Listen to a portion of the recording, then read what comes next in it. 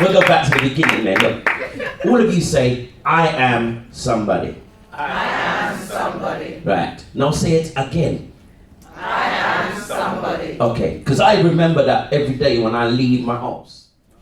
Until I was 8 going on 9, I grew up in Jamaica. No gas, no electric, no TV, no fridge, no toilet, no shower, no birthday presents, no Christmas presents. So I came to England, going on to 9, first time I saw a TV. No one got me ready for the environment in this country. No one got me ready for the culture. I was 2 years advanced.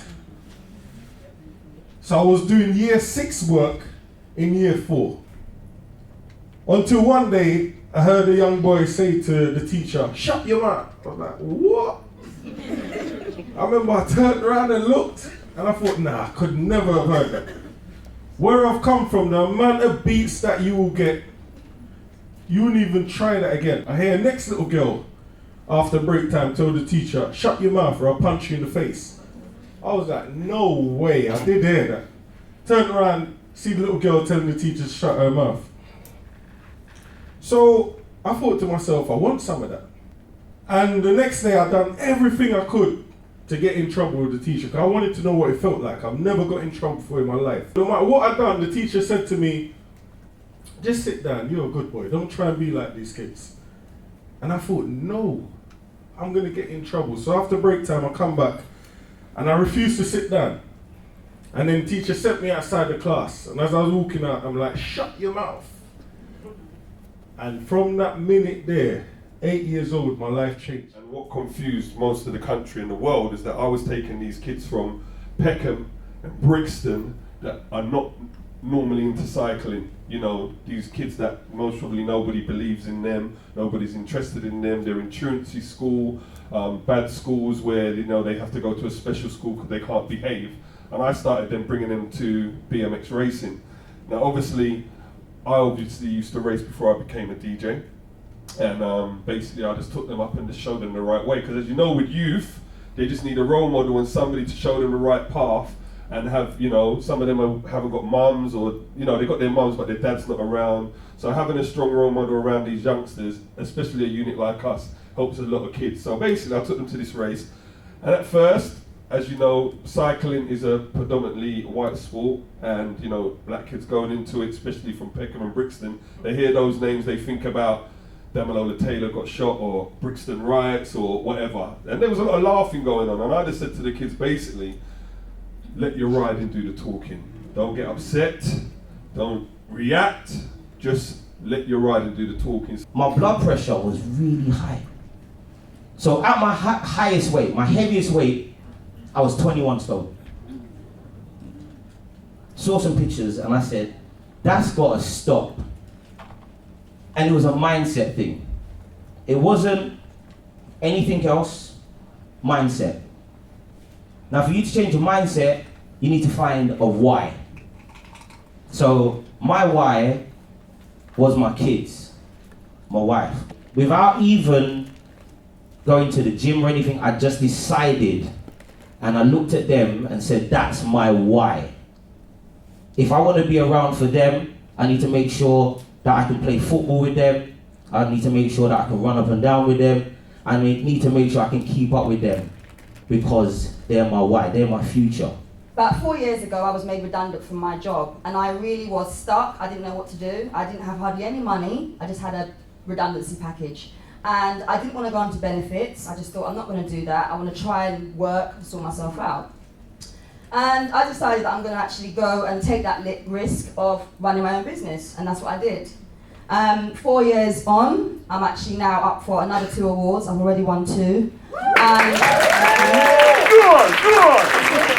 Some of you know me for doing, you know, what they call comedy. Some people know me for dancing. Some people know me for doing other madness that we can't even say in this room. But none of it's an accident at the end of the day. I mean, I'm now part of SBE. If you don't know what SBE is, it's Sweet Boy. That's right. I don't think you understand, you see, because whenever you hear a title, you need to actually embody it and celebrate it. So I said, I'm part of Sweet Boy, ain't By the time I finished secondary school, I was already involved in gang activity on the streets. Because from young, I was showing potential to the older people on the streets. So this is me at 16, cold-hearted guy on the street, rolling with guns, ready to stab people or kill people at any time. If you would have met me at 16, I would have murdered any one of you in this room for no reason, believe it or not. I know it's a scary thing to think about, but I would have. And a lot of these young people on the street that you see, something's happened to them within their life and they've just shut off. They're cold. You look into their eyes, you can't see nothing. It's like they haven't even got a soul. I know there's certain people in this room that's probably sold their soul to get car or iPhone, but these youths ain't sold their soul. Their soul's just gone. I would inspire any of you in the room who are in business or thinking about business or stuck on a business idea to really go for it. Don't let anyone or anything hold you back. When I was thinking about Antigua about 6 months ago, there were so many people saying to me, oh, I can't do it, no one's going to come. And I had about 22 people from the UK actually say, V, I'm coming with you, before I even started advertising it. And then people started dropping out as they do. Other people said, oh, can't make it, financial reasons, etc., etc. But I've just come back, and let me tell you, my event was amazing. I had really empowered people from the community in Antigua there. So I didn't let anyone hold me back. And that's what I'm going to say to you, first of all. If you've got an idea, do not sit on it. Friends and family, they might even say to you, oh, you can't do it. Just do it. Focus on it and do it. After that, went to the British Championship. We won again. Yeah, so we won the regional, we won the national, we won the British, and then one of our riders entered the European Championship on the British team. They didn't want to accept him into the British team. Again, young boy, looks a bit thuggish, but they don't know how to deal with those kind of guys. They didn't want to accept him, basically. So I took some money of mine, got some other wealthy friends of mine and said, look, give me some money, we're going to America. If they don't want to accept you, we're going to America. So I flew him to America because they weren't accepting him, and I knew that he could make the British team. Went there, trained him for 9 weeks, and we raced 7 races or 8 races, and the boy won every race in America.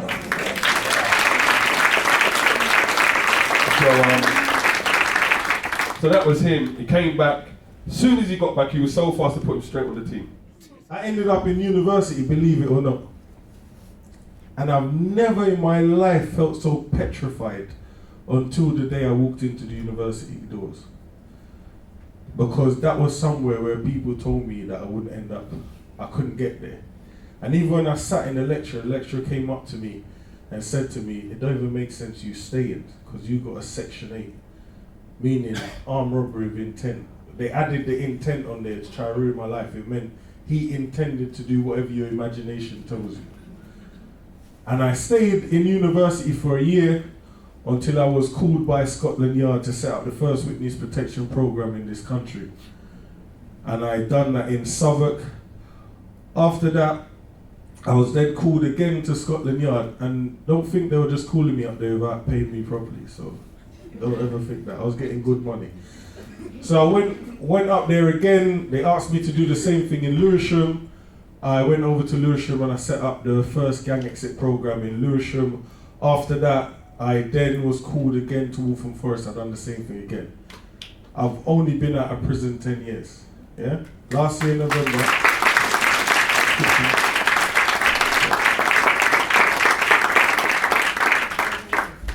I don't want you celebrating that because I'm not going back. Serious. Think of a why. It's not a want. It may even become a need, but for you to actually move forward, you have to have the why. Quick tips for you to take action today. Don't expect overnight results. Look at where your target audience are, because that's really important, all right? And also look at companies offering similar to you to benchmark, because the companies that are offering similar to you don't need to copy what they're doing, but they'll often have a good idea, especially if they've got a good following, of what works. And that might also work for you. But be unique and be yourself. Don't go on there and if you're running a business and trying to attract a particular community, don't try and put on any facade. just be yourself, because people will attract to you as you are, and that's really what you want, because that's the only way that you can maintain consistency, is to be who you are. Because for some reason, I play this game now on the train. When I have to get on the train, because it's quicker than getting on my motorbike at 6 o'clock in the morning. I get on the train, headphones on, and I play a game. You're not happy. You're not happy. You're not happy. You're happy. So it's 3-1. You're not happy. You're happy. So that's 4-2. And I play it to myself.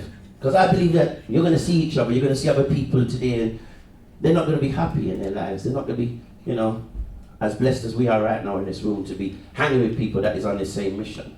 You know what I mean? When you see them, they're into the glamorous stuff, but they're not into the hard work. When I teach my dancers now, they like understand it doesn't come quick, and the race isn't for the swift. So I tell them, if you're not ready for this, don't do it.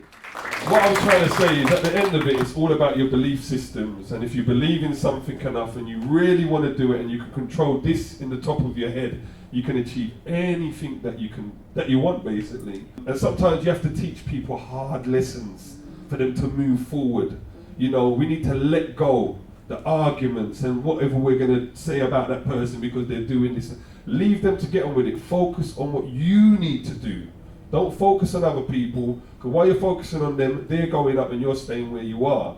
So you need to know the purpose of life, or what you really want in life, and go for it. You know, I know there's most probably everybody got different sorts of businesses here and ideas.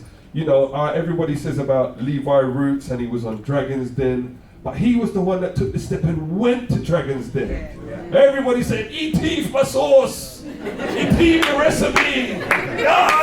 Yeah, but did you fill out the form on the BBC and go to Dragon's Den? No. So what are you complaining for? He gave you a 300 grand, hold that, go buy a house. Every single one of us in this room is promised 75 years if we're lucky on this planet. So anything over that is extra time. So every single day you get up, make the most of your life, because tomorrow ain't promised. Today weren't promised to none of us. None of us was guaranteed to be here today. Certain people didn't wake up this morning. So when certain of us get up and take things for granted and think that, oh, I'm going to do this next week, cut that out. Do what you can today. If you've got problems with someone, try and make peace with them. Because every time you see that person, it does something to your soul inside. Let it go. No matter what someone's done to you, let it go. Because if you don't let it go, it's going to eat away at you. For those of you who listen to The Breakfast Show, we came across a piece from Steve Harvey about a month or so ago. And he's talking about taking that jump. So 3 years ago, I was working in a job and I took a jump. And I left my full-time job, went part-time, so I could do radio on a pirate radio station and not get paid. Now some of you may think I'm crazy. Some people thought, nah, you're not right. But I spoke to my parents, I spoke to my family, I spoke to my Uncle Fred, my bishop, my pastor, and he said, you gotta do it. And there were times where I thought I couldn't pay my bills. There was times when it got rough. There was times where I thought, God, I don't even know how I'm gonna get through. And I took cuts and bruises and it was hard. But I tell you something, this is like the proudest moment for myself. To